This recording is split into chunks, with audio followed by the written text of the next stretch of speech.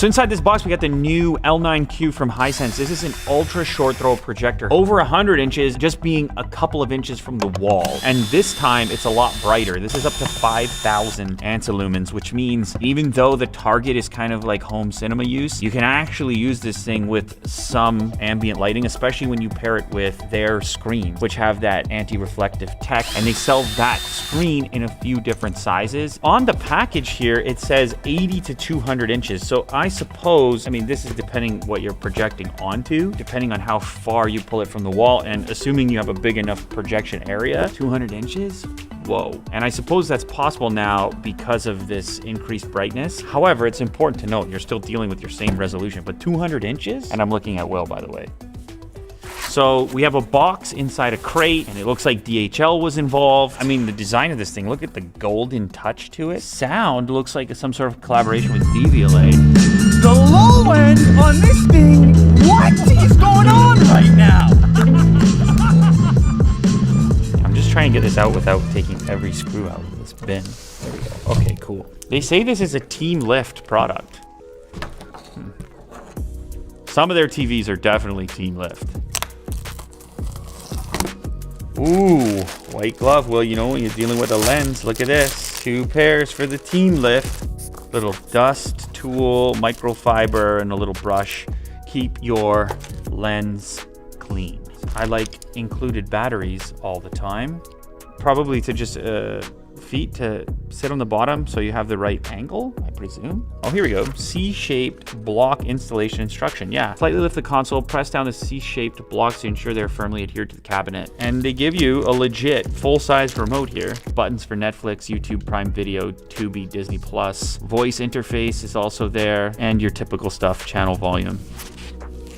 Ooh, here is our ultra short throw. This is a 200-inch capable device, and I'm just holding it like this. Like, well, you're not moving a 200-inch TV around. I mean, even a 100-inch, because we've had the 100-inch display in here as well, right?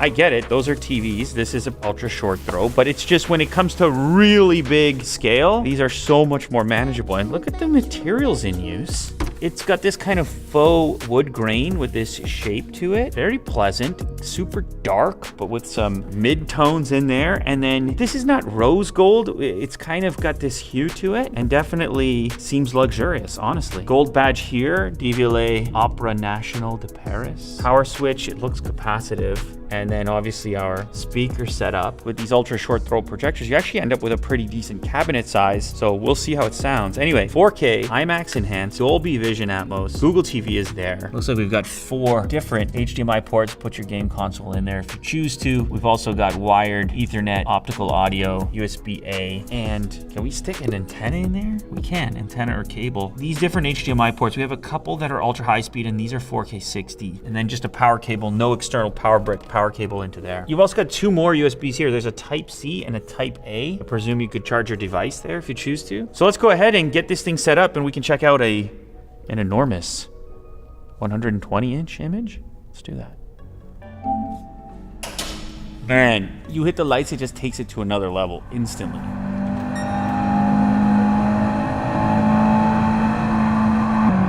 Uh-oh. Woo!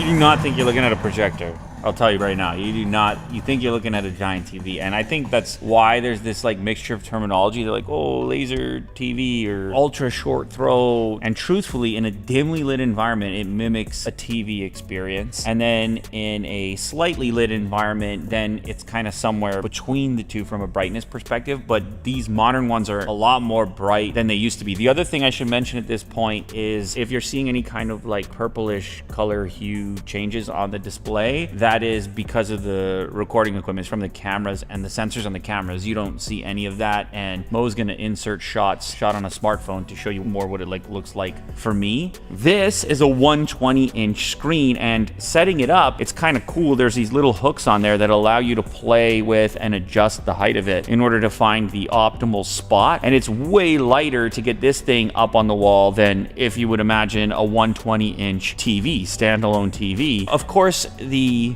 characteristics of one of these ultra short throw projectors is a little bit different, mainly because it gives you this matte kind of anti-reflective appearance. That also lends to that movie theater experience, because that's kind of how those displays are. And this one actually enhances your experience when you're not in completely dark environments. Even if you have some competing light, it's still watchable. The sharpness of the display is going to depend on how big of a projection you're going with, because the resolution doesn't change, only the scale or the stretch. That's also compensated for depending on how far away you sit from it, because the bigger the image, the further away you sit from it. In some circumstances, like with these art style displays, people actually prefer this matte look and select for it instead of having that kind of glossy appearance. But sometimes that means sacrificing saturation and contrast, which in this lighting environment, that's not the case. Like you can just see it can have some pretty significant pop in the lighter areas of the image. It's an entirely smart TV. Everything is built in. You don't need to connect anything to it. You do have HDMI ports if you want to connect a game console or any kind of external gear. So we're going to have all our streaming services here. Netflix, YouTube, Disney Plus is there, whatever's on Google TV ultimately. And the other thing to mention is with the DVLA speaker setup,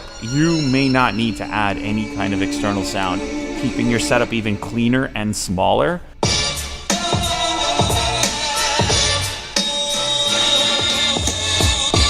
Now, if you're using this in like a theater setting, you may still want to add external sound, but as a TV replacement, that's more than sufficient and louder than a lot of TVs that we get to feature. And I think part of it is the cabinet design, the fact that everything's firing forward right at you. A lot of these TVs now, it's like reflecting off the wall and it can sound a bit muffled, but like that's not the case here. So I'm glad they actually paid some attention to audio for people who want a minimal setup and don't want to add any extra speakers or equipment.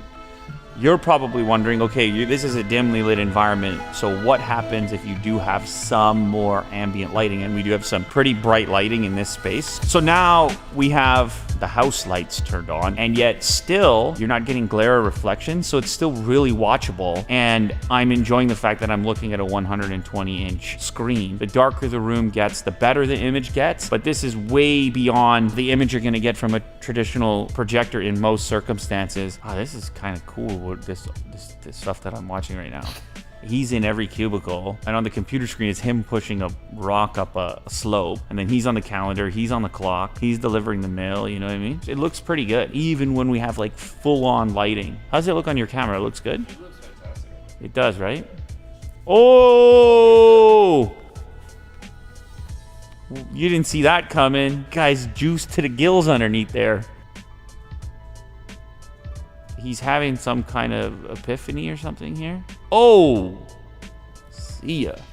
Kill the old guy, spawn the new one. Wow. You know, I didn't know what I was in for clicking on these visuals videos, but this by Duncan Hatch, that's pretty cool. You should check that out.